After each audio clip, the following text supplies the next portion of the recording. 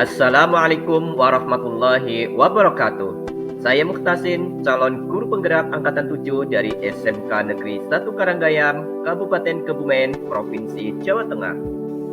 Pada kesempatan kali ini saya akan menyampaikan demonstrasi kontekstual modul 1.4 Budaya Positif. Penerapan segitiga restitusi. Segitiga restitusi. Menurut Goosen tahun 2004, restitusi adalah proses menciptakan kondisi bagi murid untuk memperbaiki kesalahan mereka sehingga mereka bisa kembali pada kelompok mereka dengan karakter yang lebih kuat. Penerapan restitusi dapat membantu peserta didik lebih memiliki tujuan, disiplin positif, dan memulihkan keadaan dirinya setelah berbuat salah. Inti dari penerapan restitusi yaitu menekankan supaya peserta didik bisa lebih menghargai nilai-nilai kebajikan yang dipercayai.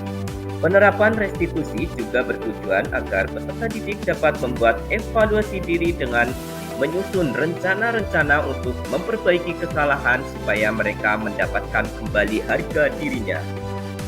Tahapan segitiga restitusi. Yang pertama, menstabilkan identitas. Dalam hal ini, guru membimbing murid bahwa semua orang pernah melakukan kesalahan. Guru juga memberitahu bahwa murid juga bukan satu-satunya yang pernah melakukan kesalahan yang dilakukannya. Tahap yang kedua yaitu validasi tindakan yang salah. Guru menanyakan alasan kenapa murid melakukan kesalahan. Kemudian, guru membimbing murid untuk mencari solusi dalam menyelesaikan masalah. Tahapan terakhir yaitu menanyakan keyakinan kelas. Pada tahap ini, guru menanyakan keyakinan kelas yang pernah disepakati bersama-sama. Selain itu, guru juga menuntun murid untuk menjadi diri yang lebih baik. Skenario 1. Seorang murid bernama Alia, kelas 10 di KP1, suatu hari tidak mengikuti presentasi kelompok. Saat pergantian jam pelajaran dan guru pertama keluar kelas, Alia langsung keluar kelas tanpa memberitahu temannya dia akan kemana. Pada saat saya masuk sebagai guru mapel berikutnya, ternyata dia belum kembali ke kelas. Setelah saya melakukan presensi dan sudah memberitahukan pembelajaran yang akan dilaksanakan, ternyata Alia belum juga kembali ke kelas. Seharusnya saat itu dia dan teman kelompoknya harus mempresentasikan tugas kelompok paling awal. Saya sudah menyuruh dua teman Alia untuk mencari tapi tidak ketemu. Akhirnya pembelajaran dilanjutkan tanpa ada Alia. Hingga akhir pelajaran dia juga belum masuk ke kelas. Keesokan harinya Alia saya panggil supaya yang bersangkutan menjelaskan kenapa dia di luar kelas saat pembelajaran. Teks dialog skenario 1.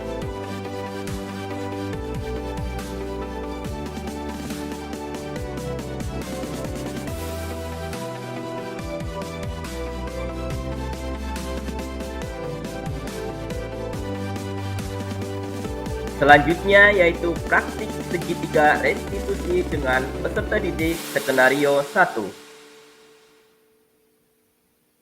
Selamat pagi Mbak Alia, bagaimana kabarnya hari ini? Pagi juga Pak, kabar saya alhamdulillah baik. Mbak Alia, apakah kamu tahu mengapa saya panggil ke ruangan Pak Guru?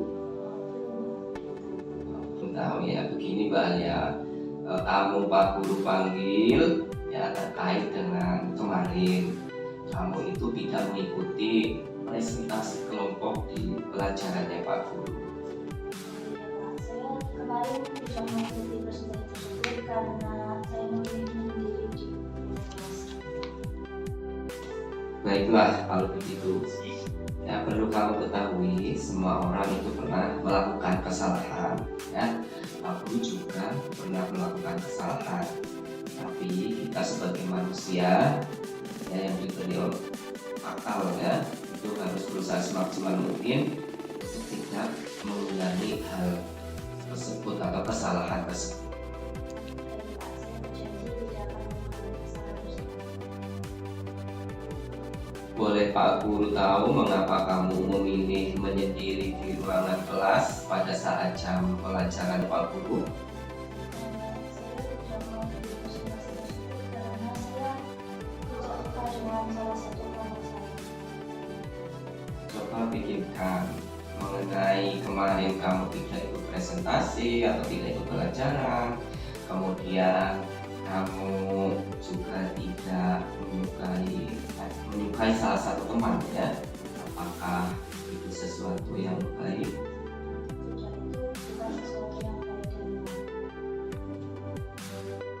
Kalau begitu, secara tidak kamu sadari, kamu telah merugikan diri sendiri dan orang lain ya. Kamu rugi karena dianggap tidak bertanggung jawab oleh teman-temanmu ya. Kamu juga rugi karena tidak dapat nilai pembelajaran. Selanjutnya teman-temanmu juga rugi karena harus menunggu atau kehilangan waktu ya, kehilangan waktu yang lama karena harus menunggu kamu untuk presentasi. Namun pada akhirnya kamu tidak datang juga.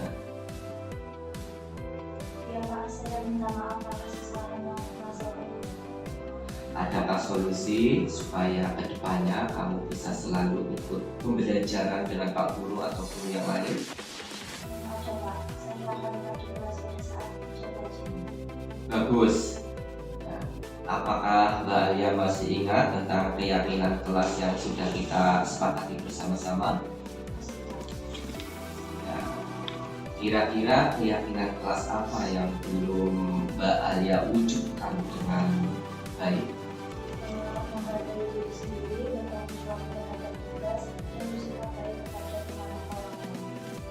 Selanjutnya, untuk memperbaiki kesalahanmu, yaitu supaya kamu lebih akrab dengan teman ya, kamu juga mendapat nilai pelajaran, apa yang akan Mbak Alia lakukan? Pertama-tama saya akan memohon maaf kepada guru, selanjutnya saya akan memohon maaf kepada teman-teman favorit saya, dan yang terakhir yaitu saya akan meminta izin kepada Pak Guru untuk mengikuti presentasi dengan kelompok lain. Bagus ya, Pak Guru pasti memaafkan kesalahanmu dan Pak Guru yakin kamu kedepannya pasti bisa mempraktikkan atau mewujudkan keyakinan kelas dengan lebih baik. Nah, kemudian silakan besok kamu bisa ikut presentasi kelompok di kelas yang lain atau kelas yang berbeda. Terima kasih Pak atas bimbingan dan perhatian yang Bapak berikan. Sama-sama Mbak Alia ya, selalu semangat dalam belajar dan dalam kegiatan-kegiatan yang lain. Terima kasih Pak. Terima kasih, selamat istirahat. Skenario 2. Seorang murid bernama Aan, dia adalah peserta didik kelas 10 di KV 1. Suatu hari satpam sekolah mengetahui bahwa Aan telah mencoret-coret tembok sekolah dengan pilok. Satpam menegur dan menasihati dia supaya menghapus coretan tersebut. Untuk penanganan selanjutnya, satpam menyerahkan peristiwa itu kepada saya selaku wali kelas supaya saya menangani dan menyelesaikan masalah tersebut. Pada hari itu juga Aan saya panggil untuk menjelaskan hal yang dia lakukan. Next dialog skenario 2.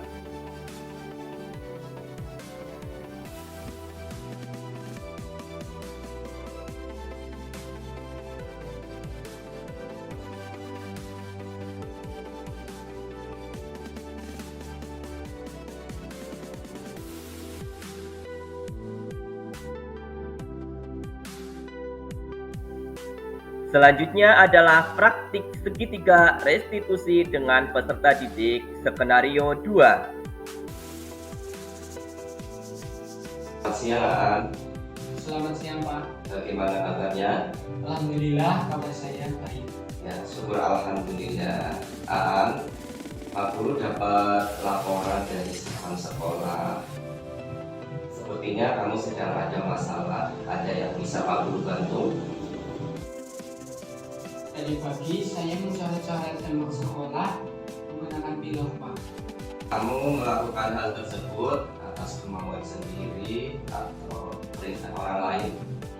Saya melakukan hal tersebut atas kemauan sendiri Pak. Apakah kamu tahu apa yang kamu lakukan itu hanya baik atau tidak? Saya tahu hal yang saya lakukan itu tidak benar. Baiklah, hampir semua orang pernah melakukan kesalahan. Pak Guru saja pernah melakukan kesalahan, ya. Tapi kita sebagai manusia harus berusaha semaksimal mungkin untuk tidak mengulangi kesalahan tersebut. Ya Pak, saya paham. Saya berjanji tidak akan mengulangi kejadian hal tersebut. Selanjutnya, mencoret-coret tembok sekolah itu tapi sesuatu yang mengasyikkan, ya, bagi kamu. Nah, untuk selanjutnya Pak Guru ingin tahu apa alasan kamu melakukan hal tersebut. Pada dasarnya saya melakukan hal tersebut karena saya sangat suka melukis Pak. Melukis atau menggambar itu sebenarnya sesuatu yang sangat bagus. Tapi kalau seumpamanya kita melampiaskannya di tempat yang tidak pas, itu kan sesuatu yang tidak benar. Apakah kamu mengerti? Ya Pak, saya mengerti. Kamu dapat menuangkan idemu melalui lukisan ya lewat media lain seperti di buku, ya, atau di kertas, papan tulis, atau di komputer. Masal, apakah kamu masih ingat tentang keyakinan kelas yang sudah kita sepakati di awal semester? Ingat Pak. Kira-kira keyakinan kelas apa yang belum kamu tunjukkan secara baik? Keyakinan yang belum saya tunjukkan secara baik yaitu menghargai diri sendiri, menjaga kebersihan kelas dan lingkungan sekolah. Berikutnya, untuk memperbaiki apa yang kamu lakukan, seperti tadi tidak menghargai diri sendiri, ya, terus tidak menjaga kebersihan dan ketertiban sekolah, apa yang akan kamu lakukan? Saya akan meminta maaf kepada guru, kepala sekolah, guru lain, dan teman-teman saya. Dan saya juga tidak akan mengulangi hal serupa lagi. Bagus, Pak Guru yakin kamu untuk kedepannya dapat menunjukkan keyakinan kelas yang lebih baik lagi. Ya, Pak, terima kasih. Untuk selanjutnya perlu kamu ketahui Pak Guru sudah berkoordinasi dengan kepala sekolah dan tim. Kepala sekolah atau pihak sekolah sudah menyiapkan tempat khusus untuk murid-murid yang memiliki bakat melukis atau menggambar. Jadi silakan kalian ya kalau akan melukis atau menggambar bisa meluangkan imajinasi di tempat tersebut. Alhamdulillah Pak, terima kasih atas semua bantuannya dan perhatiannya. Sama-sama, semoga sehat selalu dan selamat berkarya. Amin. Terima kasih Pak. Sama-sama. Selanjutnya adalah tanggapan peserta didik setelah dilaksanakan bimbingan dengan menggunakan metode segitiga restitusi. Assalamualaikum warahmatullahi wabarakatuh. Perkenalkan, nama saya Anur Holis dari kelas 10 DKP 1. Pertama-tama saya ucapkan terima kasih kepada Pak Muktasin selaku wali kelas dan juga guru mata pelajaran karena beliau telah menuntun saya ke arah yang lebih baik. Beliau telah membantu menyelesaikan masalah yang saya hadapi. Beliau dengan sangat sabar membimbing saya untuk mencari solusi supaya masalah saya dapat diselesaikan dengan baik.